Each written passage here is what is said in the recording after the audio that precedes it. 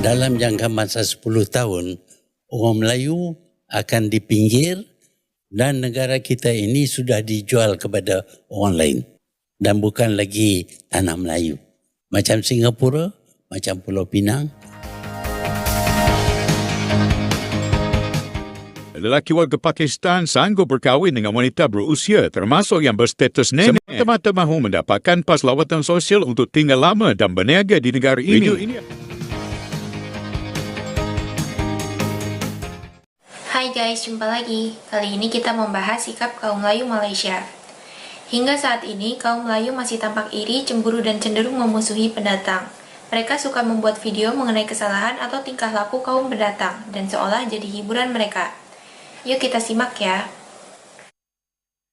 Sebelum ini, kerajaan kata cadangan penggunaan kad pengenalan MyKad untuk membeli barangan bersubsidi seperti beras putih tempatan disifatkan antara kaedah penyelesaian sekaligus memastikannya diterima oleh mereka yang layak bagi mengelak berlaku ketirisan. Ia susulan penularan video yang mendakwa pekerja warga asing menyimpan stok minyak masak paket di bawah kaunter untuk dijual kepada rakan senegara. Mereka hingga menimbulkan kemarahan pengguna berikutan masalah bekalan terhad dan kerap kehabisan stok. Dengan penggunaan kad pengenalan, ia menjadi lebih bersasar dan hanya warga negara dapat membeli barangan berkenaan. Walaupun banyak isu daripada pasaraya yang menjual minyak masak bersubsidi kepada warga asing, namun sikap pihak pasaraya yang tidak mempedulikan arahan kerajaan ini sangat tidak patriotik. Mereka tetap menjual minyak masak paket kepada warga asing sesuka hati mereka. Video yang dikongsi berada ini turut menarik perhatian warganet. Kata Kemaman Plumber pada caption Facebooknya, "One man show sahaja hari ini lokasi tunas manja cukai Kemaman jam 5 petang. Minyak masak subsidi dibeli oleh warga asing. Untuk makluman, mana-mana barang subsidi seperti minyak masak paket hanya untuk rakyat Malaysia. Tidak boleh dijual kepada mana-mana bukan warga negara, termasuk warga asing," tulisnya.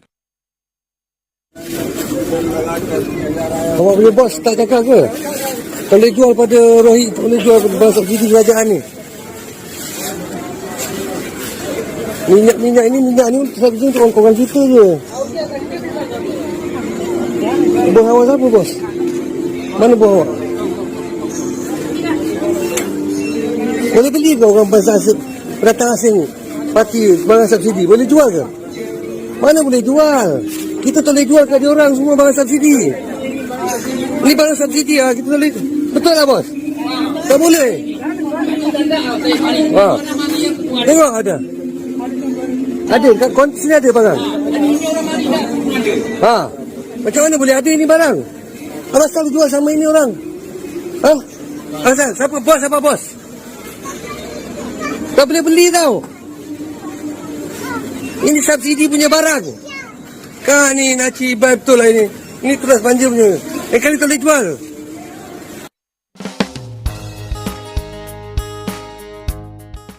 DH Online pernah mendedahkan sebelum ini taktik lelaki warga Pakistan yang mengawini wanita tempatan untuk menjalankan perniagaan dengan lokasi tumpuan di pinggir bandar dan penempatan tinggal yang jarang digempur pihak berkuasa. Taktik lain, mereka menggunakan nama warga tempatan atau mengambil alih perniagaan sedia ada milik penduduk dengan membayar sewa tertentu tanpa menukar penama pada lesen perniagaan. Pengarah Jabatan Immigration Sabah, Datuk Musa Sulaiman, dilaporkan berkata lelaki warga Pakistan sanggup berkahwin dengan wanita berusia termasuk yang berstatus nenek semata-mata mahu mendapatkan pas lawatan sosial untuk tinggal lama dan berniaga di negara ini. Video ini adalah salah satu kedai Pakistan yang menggunakan taktik berkahwin rakyat tempatan untuk membuka perniagaan.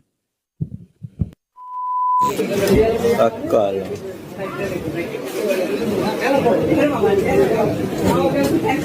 Dalam kalau start tu. Nego.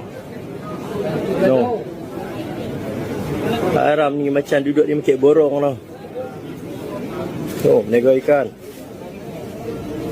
Bangla. Dalam kalau start kan jauh mana gambaran. Itulah guys kegiatan kaum Melayu Malaysia mengawasi para pendatang. Selanjutnya kita akan simak pandangan Mahathir mengenai keadaan masyarakat Melayu Malaysia. Dari sini kita menjadi lebih paham kenapa kaum Melayu Malaysia tampak bingung dan seperti kurang suka terhadap pendatang. Yuk kita simak ya. Ya, apabila kita tidak sanggup bekerja umpamanya, maka barulah orang lain datang kerana mereka lihat peluang banyak di Malaysia. Migrasi mereka disebabkan oleh kita tak sanggup membuat kerja-kerja tertentu. Dan mereka datang di sini, mereka sanggup bekerja walaupun berat, walaupun berbahaya, mereka sanggup bekerja. Hasilnya ialah hari ini mereka menjadi orang yang berjaya. Sebaliknya kita dapati umumnya orang Melayu kurang berjaya berbanding dengan kaum-kaum yang mendatang. Tapi seolah-olah Tun, everybody else salah.